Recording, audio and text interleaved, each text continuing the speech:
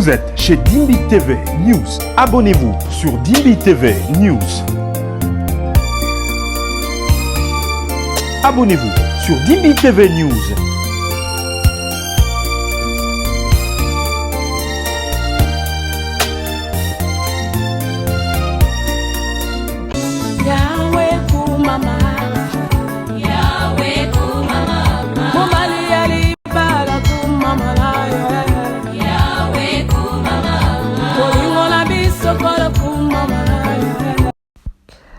Voilà comme un mensonge a pris de l'ampleur. Parfois, il ne faut pas se taire face au mensonge. Vous voyez à quel point une petite rumeur peut rester collée à une personne. Salut frères et sœurs, shalom, où que vous soyez en train de me suivre, que le Seigneur vous bénisse tous. En tout cas, j'interviens dans cette vidéo par rapport à ce qui se passe actuellement dans les réseaux sociaux.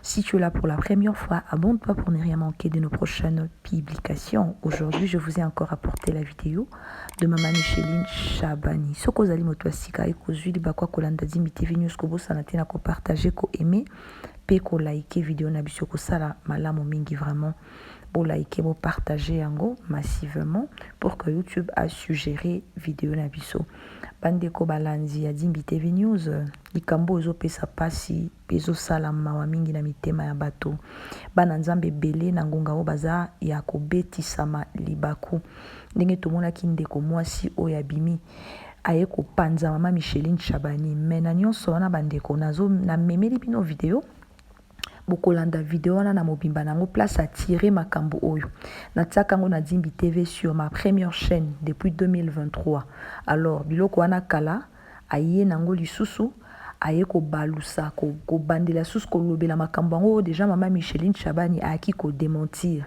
ya ye nango lisusu sur la toile et puis aye susu ko insister sur problème o ya lobi mama loba vérité yo yebi likambo yo yebi yango bato asifemsi ba bengi bandeko ba lobi bato asifemsi ba bengi na kotiela bino ba preuve ba video nyonso nesika mwana mwasi azula ki video wana alobaki tala ba makambo ebele ndeko mwasi abimisaki sur Maman Micheline Chabani o bakabwana bato asifemsi bayokana te na ngongo nazobisa bino Maman Micheline Chabani abetaki lobi na sifemsi bozwa komona ba video yango wana zo illustrer nazotiela bino Maman Micheline abetaki en tout cas ba mama sifemsi bazaki na sengo toute joyeuse ya komona ndeko na bango maman na bango sœur na bango chantre de l'Éternel ako beta na kati ya sifemsi bana nzambe tosala ngele tokebaka totsaka matoi bisika nyonso te totsaka place o esiko ezo ko édifier biso po tozana tomoko bandeko yango baloba kaka vraiment c'est bien kotanga communication malamu c'est bien koluka koyeba ko traiter ko information malamu ko izuye ba information na source ezaka nyonso toko koloba te faut ko traiter nini ko koloba en public nini ko koloba te kozana ba réserve soko zana ba information malamu te pona mutu wana bandeko nanga koloba te parce que na bato bazwaka yo na ndenge moko ya malamu bandeko c'est regrettable congolais abungaka noki abungisa makambo congolais ko sele bolamu lelo opesi ebile ya kitoko makambo ya malamu asepeli ya komisio mais lobby eloko moka ekoluka kaka soka ekapote kaka boye pa na réseaux sociaux ye wana kanda moni ya mabe congolais azwa kaka oya mabe akopiaka yango ndatikala nango ata muto ena bolamu ya komona ngo te donc bobosani Maman Micheline Chabani combien de fois Maman Micheline Chabani a mis son album à kitoko akoti na bandako na bino pamboli bandako ya bana nzambe belé mais lelo nyonso bomoni bo futa yende yangoyo mutu aya démentir alobeza lokuta mais c'est faux et archi faux biso pe toyoka quand même pasteur Marcelo Tunasi alobela yango na église na ye bandeko tolanda nanu ba image oyo nazotia bino image ya ndeko mobali wana o ayaki na likambo yango o amemaki problème oyo kolobaka Maman Micheline Chabani ndeko na ye moko na kombo ya Fifi apesa mwana pa Maman Micheline Chabani abima bakuluna baviola ye bandeko tolanda bavioler pas 16 personnes nani bato belé bavioler mwana mwasi sima babeti ye bon ba cicatrice y a pas moyen. Il y a pas si la famille à Maman Micheline Chabani presque famille na bango mabote eza mwa passe à part ndeko na bango ya suka na kombo ya mama Fifi nda bota mwana moko akendaka ba voyage mais bande ko bolanda lisolo oyo mama Micheline Chabani akamati mwana ya ndeko na ye bake église na retour na ye ezate que mama Micheline aza otera makambo wana non j'ai besoin que na commentaire to yeba faute zo utawapi mwana ya mwasi ya mama Fifi mwana nsuka ya ba mama Micheline Chabani abota kombo ya mwana kombo ne Cynthia c'est une fille de 16 ans aza mineur bande ko bolanda lisolo na ko uta ya mwana mwasi na prière na mama Micheline ba komi na ndako vers 22h kokende mwana kei mwana umeli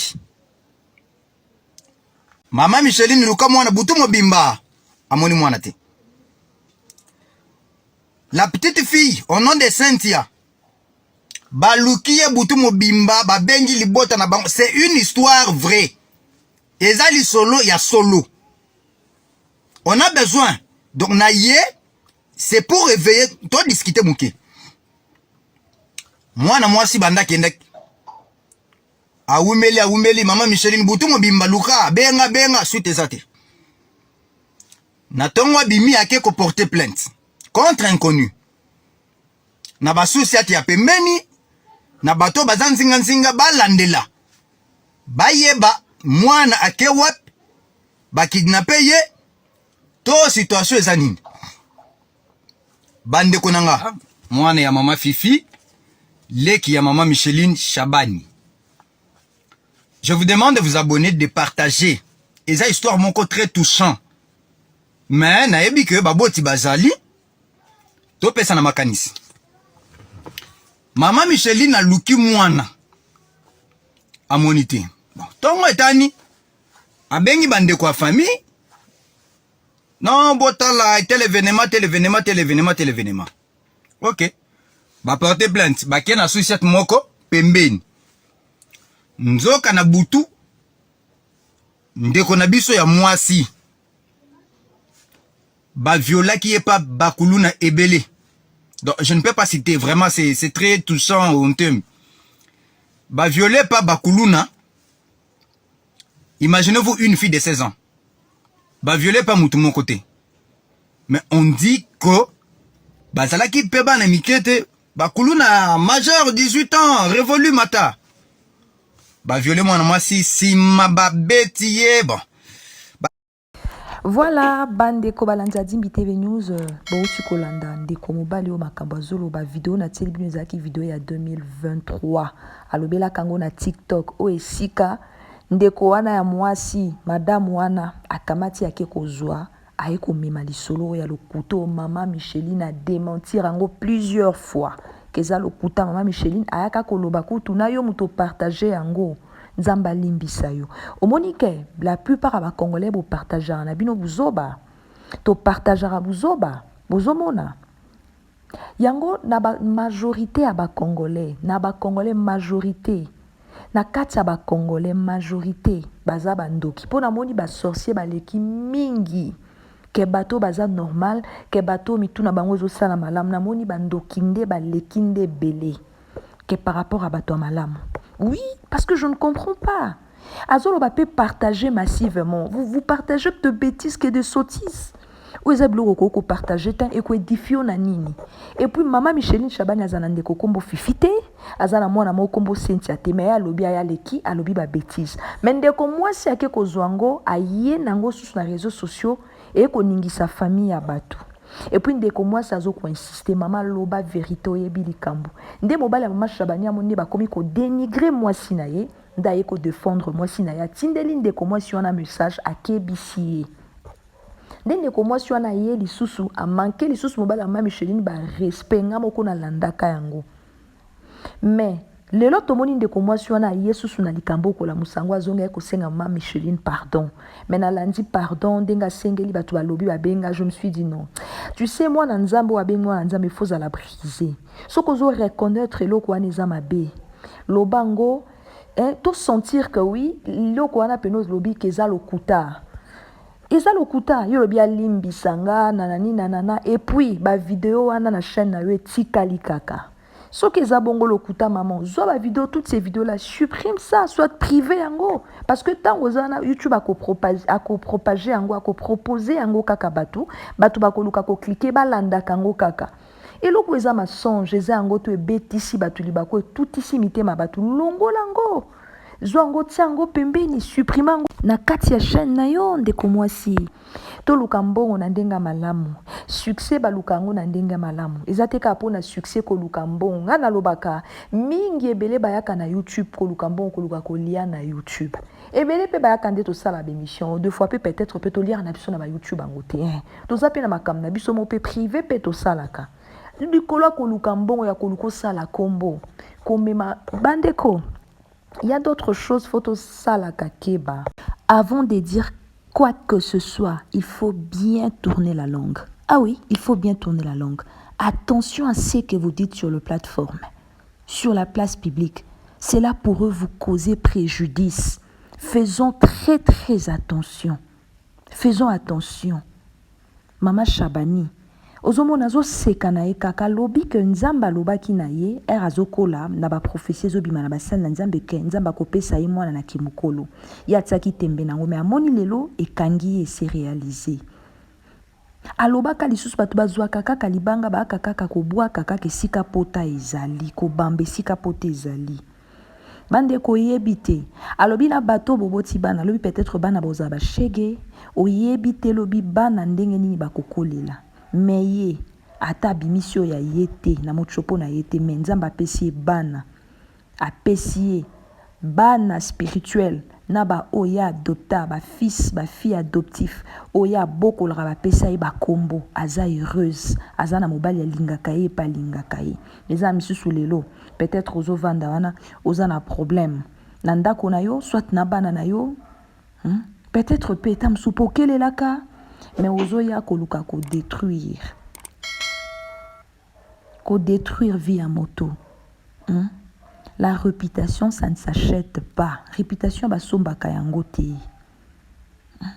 Réputation ba somba kayango te bandeko. Alors suivant encore cette émission et plutôt suivant d'abord cette vidéo, na télébino vidéo à pasteur Marcelo.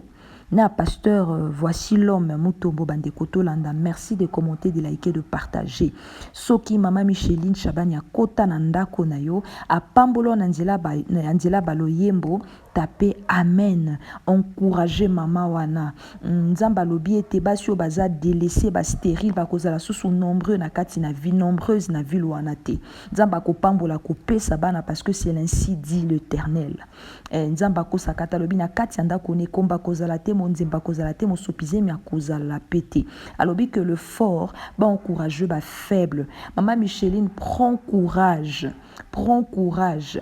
Moi si o azui mwana tayebi pasi wana ndenge salaka. Mais yo po boti.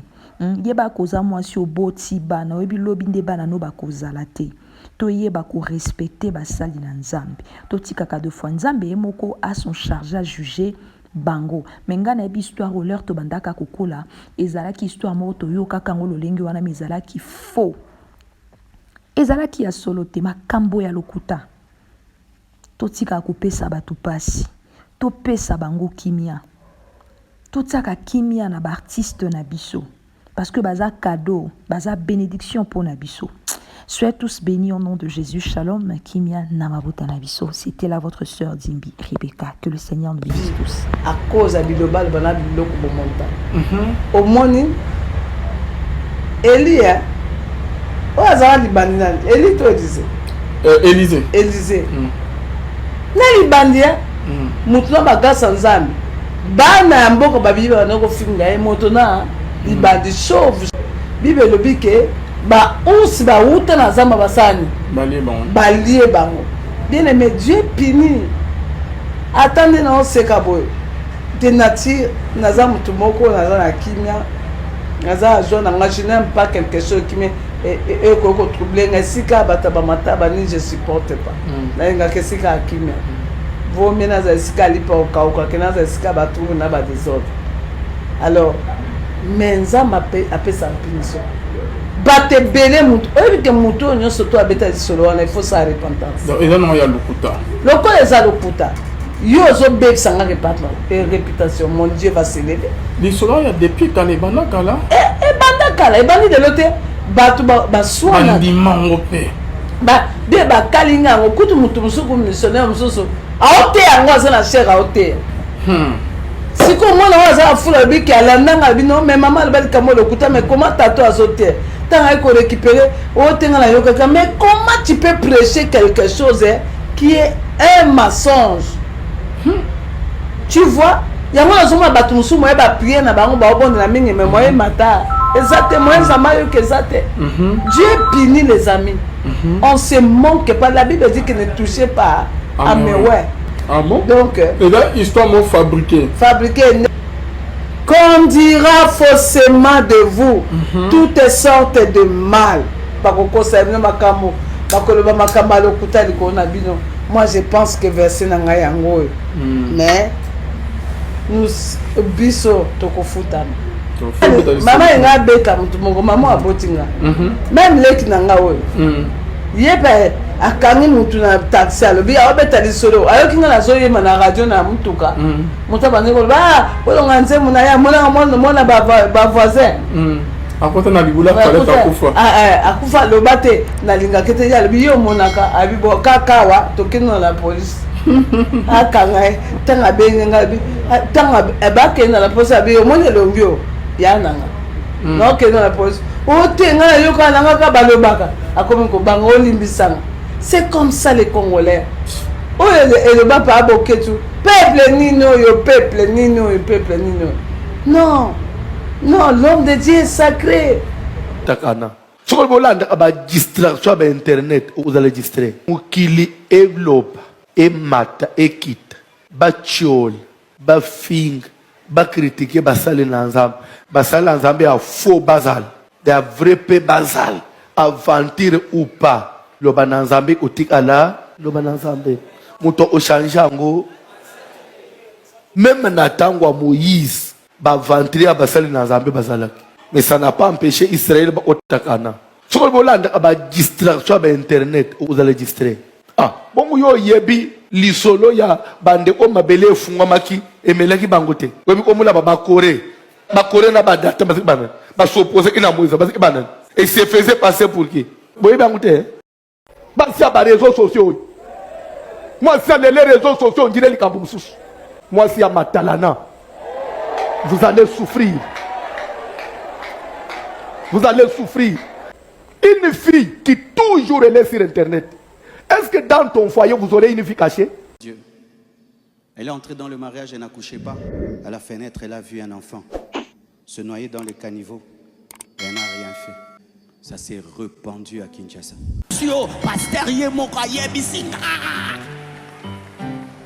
Masumu, Masumu, Masumu, Masumu. Vérifiez toujours avant de rapporter les choses. Vérifiez toujours, toujours, toujours. Avec un peuple qui aime raconter les choses, la plupart des choses qu'on dit sur les gens sont fausses. Un jour, on raconte une histoire sur une servante de Dieu. Elle est entrée dans le mariage et n'accouchait pas. Et puis les gens commençaient à dire, c'est parce qu'un jour, du haut de son étage, à la fenêtre, elle a vu un enfant se noyer dans le caniveau et elle n'a rien fait. Ça s'est répandu à Kinshasa. Alors que c'était une histoire fausse sur une servante de Dieu. Et les gens se sont racontés pendant des années sur cette servante de Dieu-là. Les choses que tu racontes sur les gens sont vraies. Les choses que tu racontes sur les gens sont vraies. Les choses que tu affirmes, que tu confirmes sur les gens, tu es en train de dire que Mike est venu épouser Mike Konde. Et tu es en train de confirmer que Tyson est venu se battre alors que j'ai dit il part Une fois que tu enlèves il paraît, tout change. Mais nous on enlève toujours il paraît. Nous on dit jamais il paraît. C'est ça bongo. Écoute au bac ici. Que Dieu bénisse Mike Condé. Acclamons le Seigneur.